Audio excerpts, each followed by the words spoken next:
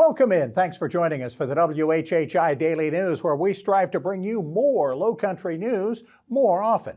I'm Bob Stevens.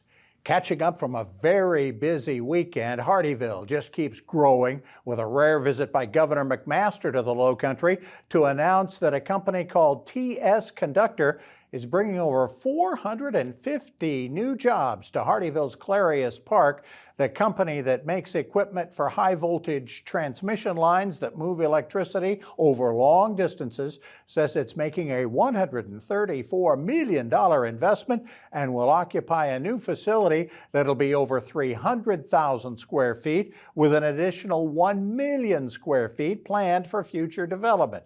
Production of the facility expected to start by the end of the year, though it does rely on aluminum imports from Canada for its advanced conductors that will help secure the country's power grid. We're going to have a lot more on this huge development a little later on in this half hour. The weekend rains should help take the care of Myrtle Beach's brush fires that burned more than 2,000 acres and threatened dozens of homes and lives over the last 10 days. And now a Myrtle Beach woman has been arrested for starting those fires.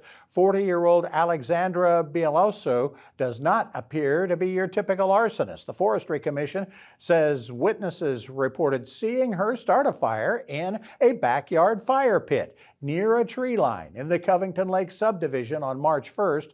The arrest warrant says she did not have an appropriate water source readily available or even any garden tools on hand to control the fire. That allowed the wind to whip it along and spread. If convicted, she could face 30 days in jail and a fine of no more than $200 for each charge.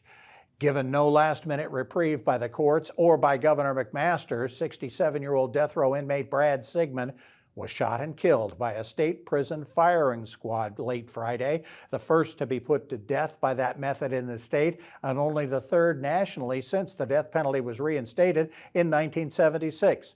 He was given the death penalty for admitting to beating his ex-girlfriend's parents to death with a baseball bat back in 2001. His execution was witnessed by 3 members of the victim's family. In his last words, Sigmund quoted multiple Bible passages, making cases for mercy. For more details on these and other Lowcountry news stories, we invite you to visit the sources listed on your screen. We've talked about USC's wonderful weekend. With more Lowcountry sports, here's Justin Jarrett. Hey, it's time for Last Night in the Lowco on WHHI, powered by LowcoSports, the fastest 60 seconds in local sports. The South Carolina Gamecocks nearly had company from the Lowco as conference tournament champs this weekend, but the USCB men's basketball team's magical run through the Peach Belt Conference tourney came up just short of a title. After knocking off 6th-ranked and top-seeded Columbus State 91-87 on its home floor Saturday, the Sandsharks fell to in-state rival USC Aiken in Sunday's championship, losing 62-76 after point guard Alejandro Relat left with an injury. Ron Fidala's squad finished 21-10 in just the program's second season. Plus, the 10-and-under girls basketball all-stars from Bluffton captured a state championship on Sunday, and the coaches and some of the players will join us this week on the LowcoSports Lowdown. Find all the local sports news you need on the Lowco Media YouTube channel. For LowcoSports and WHHI, I'm Justin Jarrett. Until next time, go Lowco.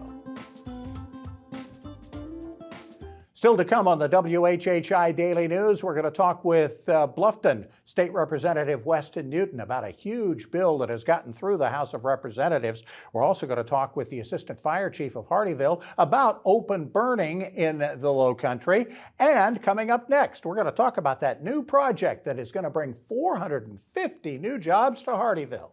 Stay with us.